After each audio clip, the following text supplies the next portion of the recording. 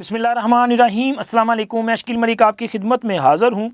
ایک اہم بیٹھک کا حوال ہے، بڑی بریکنگ نیوز ہے جو آپ کے ساتھ شیئر کرنی ہے، اور اس کے ساتھ ساتھ جناب عمران خان کی جو چیئرمین شپ ہے وہ فارغ ہونے جا رہی ہے، اور اس کے ساتھ ساتھ بشریٰ بی بی کے لیے ایک بڑا ہی بیہودہ قسم کا مقدمہ، ظاہر ہے یار بدکاری کا مقدمہ ہے، اور اس پہ الزام لگانے والا بھی کوئی اور نہیں بلکہ ان کے سابق شوہر ہیں۔ تو یہ مقدمہ جو ہے ایک اژدہے کی طرح ان کے سامنے کھڑے ہو چکا ہے، اور اس کے ساتھ ساتھ ایک غدار کا قصہ ہے کہ غدار نے معافی کی درخواست کی ہے، لیکن غداروں کے لیے کوئی معافی نہیں ہے، اور چونکہ ہم جگاڑی قوم ہیں اور جگاڑ ہم کوئی بھی کر سکتے ہیں، اور جناب اب تو پتھر پہ ایک لکیر بھی مٹانے جا رہے ہیں، اور دیکھیں یہ پتھر کے پہ لکیر جو ہے وہ مٹے گی یا کہ پھر کوئی اور نئی تاریخ جو ہے وہ رقم ہوگی۔ اس سے پہلے کہ یہ تمام تفصیلات آپ کے ساتھ شیئر کروں، آپ سے درخواست ہے کہ ہمارے اس چینل کو سبسکرائب کر دیں، ویڈیو کو لائک اور اپنے فرینڈ سرکل میں شیئر بھی ضرور کر دیا کریں۔ تو جناب ویلوگ کے آغاز میں، کیونکہ آج کا دن جو ہے وہ بڑی اہمیت کا حامل اس طرح سے ہے کہ ایک تو عمران خان کی پیشی ہے، اور اس کے ساتھ ساتھ عمران خان کا تحریک انصاف کی چیئرمین شپ کے حوالے سے جو کیس ہے وہ بھی الیکشن کمیشن میں زیر سماعت ہے۔ اس پر آج الیکشن کمیشن سماعت کرے گا۔ عمران خان کا یہ جو اہم نوعیت کا کیس ہے وہ اس وجہ سے ہے کہ عمران خان کو اگر الیکشن کمیشن جو ہے وہ چیئرمین شپ کے لیے نااہل قرار دیتا ہے، تو پھر تحریک انصاف کے پاس جو مدت ہے، یعنی کہ آئی تھنک کہ 13 دسمبر تک انہوں نے انٹرا پارٹی انتخابات کروانے ہیں، تو اس میں پارٹی کی باقی ماندہ قیادت جو ہے اس کے لیے ذرا آسانی پیدا ہو جائے گی کہ وہ کہیں گے کہ کیونکہ جناب عمران خان کے خلاف یہ فیصلہ آ چکا ہے، تو لہٰذا کسی اور کو نومینیٹ کر لیں چیئرمین کے لیے، وہ الیکشن لڑ لے، کیونکہ عمران خان ابھی تک اس بات پہ بضد ہیں کہ انہوں نے کسی بھی صورت کسی اور شخص کو پارٹی کی کمان نہیں دینی، اور ان کی یہی ضد جو ہے وہ تحریک انصاف کی نیا ڈبونے کے لیے جو ہے میرا خیال کافی ہے، کیونکہ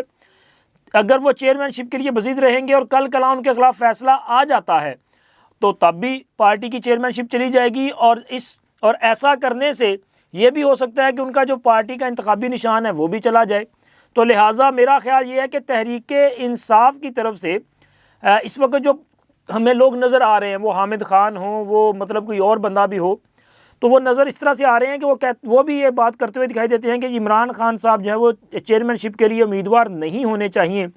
لیکن اگر عمران خان ضد چھوڑیں گے تو تب بات آگے بڑھے گی، نہ چھوڑی تو مجھے لگ رہا ہے کہ چیئرمین شپ بھی جائے گی اور پارٹی کا جو سلوگن ہے وہ بھی جائے گا، اور پارٹی بھی تتر بتر ہو جائے گی۔ اور جناب بشریٰ بی بی کا جو مقدمہ ہے یہ بھی بڑا اہم نوعیت کا مقدمہ ہے۔ اس کی وجہ یہ ہے کہ بشریٰ بی بی کے خلاف اس سے پہلے عدت میں نکاح کا کیس جو ہے وہ ایک عام فرد کی جانب سے دائر کیا گیا تھا، غیر متعلقہ شخص اس کو کہا جا سکتا ہے، لیکن اب یہ جو مقدمہ ہے یہ فوجداری استغاثہ ہے، جس میں ان کے سابق شوہر ان پر سنگین الزام لگاتے ہیں، اور ان پر جو ہے وہ اب کسی کے نکاح میں ہوتے ہوئے کسی غیر مرد کے ساتھ ناجائز تعلقات کا الزام لگاتے ہیں۔ تو یہ بڑے سنگین قسم کے الزامات ہیں۔ اس کیس پر گواہان کو نوٹس ہے، اور گواہان کی فہرست میں نے پہلے بھی آپ کو بتایا کہ خود مانیکا صاحب ہیں، اون چودھری ہے، اس کے علاوہ جو ہے وہ نکاح خوان جو ہے مفتی سعید وہ اس میں ہیں، اور اس کے علاوہ الطاف وہ بندہ جو کہ ملازم ہے خاور مانیکا کا، کہ جس کے حوالے سے انہوں نے انٹرویو میں کہا تھا کہ اس بندے نے بھی عمران خان کو مطلب ان کے ساتھ مل کے گھر سے نکالا تھا، وہی وہ جس کے بارے میں یہ کہا جا رہا ہے کہ اس بندے نے عمران خان کو تھپڑ مارے تھے، چپیڑیں ماری تھی، اور پتہ نہیں کیا کیا مارا تھا۔ تو وہ بھی بندہ جو ہے وہ گواہان کی فہرست میں شامل ہے۔ تو یہ انتہائی اہم نوعیت کے کیسز ہیں جو آگے بڑھیں گے، لیکن یہاں پہ سوال یہ پیدا ہوتا ہے کہ بشریٰ بی بی اگر اس کیس میں ان کو طلب کر لیا جاتا ہے، وہ پیش ہوتی ہیں، تو ایک تو صورت یہ ہے کہ وہ یہ جو تمام الزامات ہیں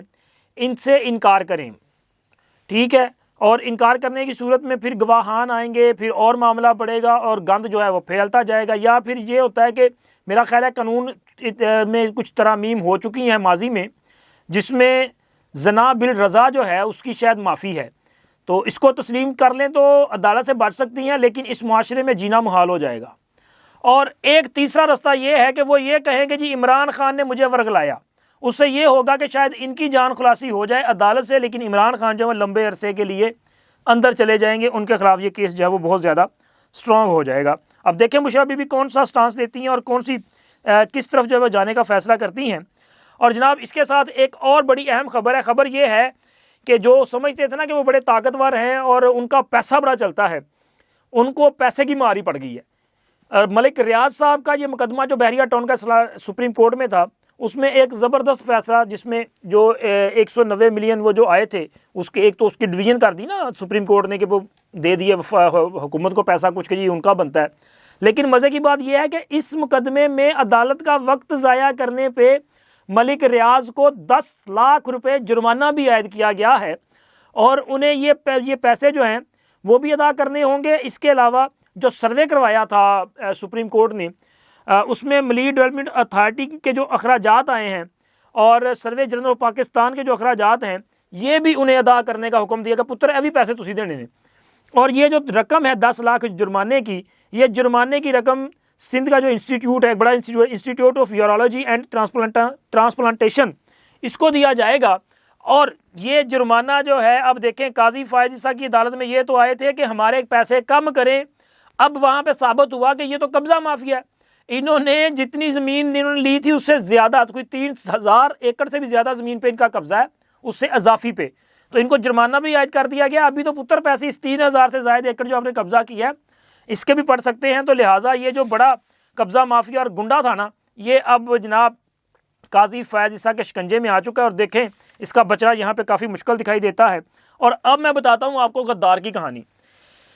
جناب علی ایک شخص ہے جو برطانیہ سے پاکستان آتا ہے اور اس کو اتنی عزت دی جاتی ہے کہ میاں نواز شریف اسے اپنی جماعت کا ایک فیس بناتے ہیں اور پنجاب جو کہ ملک کا سب سے بڑا صوبہ اس کے گورنرشپ دیتے ہیں. اور اس شخصیت کا نام ہے چودھری محمد سرور،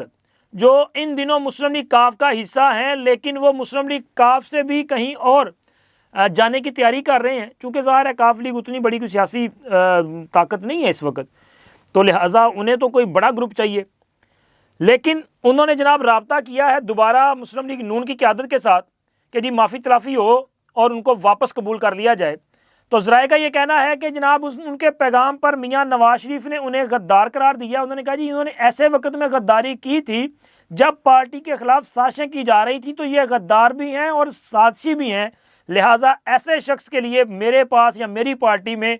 کوئی جگہ نہیں ہے. اور انہیں جناب دے دیا گیا ہے صاف جواب. اور اب خبریں یہ ہیں کہ شاید وہ دوبارہ تحریک انصاف کی طرف رخ کر رہے ہیں، لیکن مجھے لگتا ہے کہ شاید وہ نہ جائیں، کیونکہ چودھری سرور جو ہے نا وہ پنجابی کے تتے پہ پیر نہیں رکھتا. اور اگر چودھری سرور نے تتے پہ پاؤں نہیں رکھنا تو بھائی پی ٹی آئی میں کیوں جائے گا. اور ایسے وقت میں جب پی ٹی آئی جو وہ انتہائی زیر عتاب ہے، 9 مئی کے بعد ان کے حالات جو ہیں بڑے خراب ہیں، تو جناب یہ جو چودھری سرور صاحب ہیں ان کے لیے یہ اچھی خبر نہیں ہے. مجھے نہیں لگتا کہ ان کو کوئی سہارا ملے. اور اب جناب آتے ہیں اپنی جو بڑی سٹوری ہے، وہ بڑی سٹوری ہے پتھر پہ لکیر مٹانا. بھائی یہ کوئی آسان کام نہیں ہے. دنیا میں کہیں بھی مطلب کہ فیصلہ کر لیا جائے نا تو سمجھا جاتا ہے یہ اٹل فیصلہ ہے، تو یہ پتھر پہ لکیر ہے. تو آپ کو یاد ہے کہ ایک کیس کی سماعت کے دوران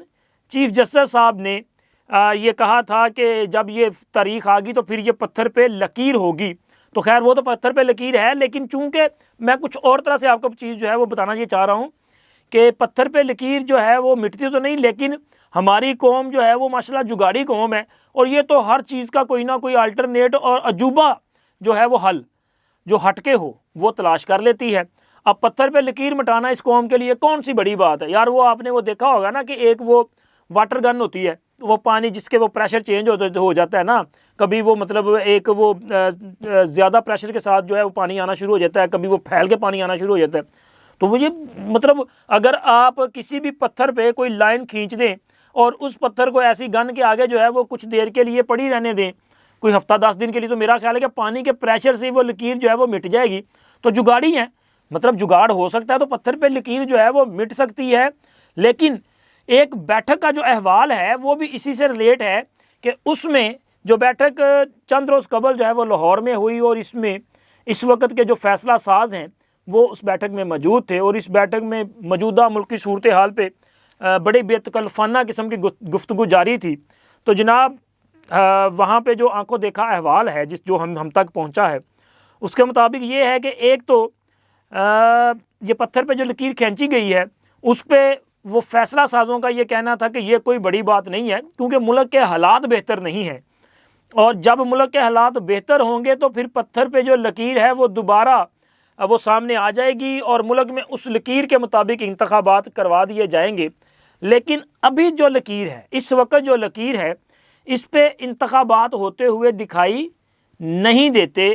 کیونکہ جگاڑ کوئی بھی کر لیا جائے گا۔ اب جگاڑ کو اب چھوڑیں، ویسے ہی آپ سوچیں کہ حالات کیا ہیں، تو بھائی حالات تو ویسے بھی خراب ہے۔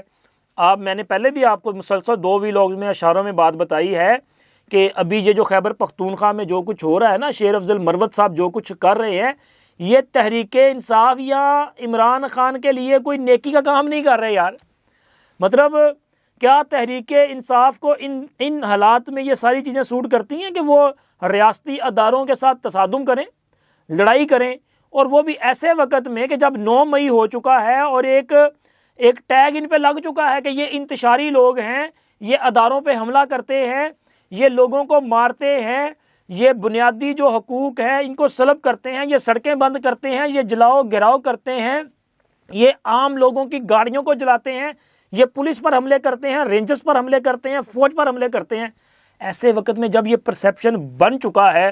اس وقت کے پی کے میں یہ جو سارا کچھ ہو رہا ہے نا، سمجھنے والے آپ سمجھ گئے ہیں کہ یہ کوئی عام سی چیز نہیں ہے، ممکن ہے اس کے پیچھے کوئی کہانی ہو۔ اب اس کہانی کو اور یہ جو بیٹھک کا احوال میں نے آپ کے ساتھ شیئر کیا ہے، اس کو ذرا لنک کر کے دیکھیں کہ پھر بیچ میں سے کیا نکلتا ہے۔ تو جناب بیچ میں سے نکلتا ہے کہ یہ لکیر جو ہے وہ بڑی آسانی سے جو ہے وہ چھپا لی جائے گی، مٹایا نہ گئی تو چھپا لی جائے گی، اور جنہوں نے لکیر کھینچی ہے ان تک وہ رپورٹس پہنچائی جائیں گی کہ یہ معاملہ ہے، یہ کچھ ہو رہا ہے۔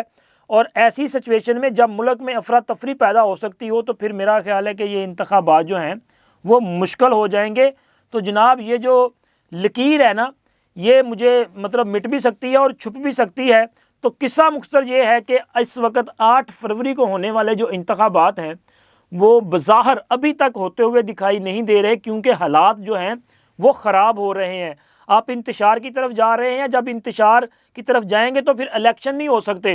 چونکہ الیکشن میں سیاسی ایکٹیویٹی بہت زیادہ ہوگی، لوگ جو ہیں وہ زیادہ چارج بھی ہوں گے، تو لہٰذا اگر اس طرح کا انتشار ہوگا تو پھر بڑا تصادم ہو سکتا ہے۔ تو اس تصادم سے بچنے کے لیے جو ہے فیصلہ سازوں نے باقاعدہ طور پہ ایک فیصلہ کر لیا ہے، وہ میں نے آپ کے ساتھ شیئر کیا۔ اس سے پہلے ایک فیصلہ میں نے آپ کے ساتھ شیئر کیا تھا کہ عمران خان کو یہ جو جوڈیشل کمپلیکس ہے وہاں پہ پیش نہیں کیا جائے گا۔ خیر یہ بھی اسی بیٹھک سے وہ خبر آئی تھی، تو خیر اس وقت تو میں نے آپ کو نہیں بتایا، لیکن اب میں بتا رہا ہوں کہ اسی بیٹھک کی خبر ہے، تو پھر آپ کو کنفرم ہونا چاہیے کہ عمران خان جو ہے یہ اس کا جیل ٹرائل ہی ہونا ہے اور جیل کے اندر ہی عمران خان نے رہنا ہے۔ اب تک اتنا ہی، ملتے ہیں اگلی ویڈیو میں، اللہ حافظ۔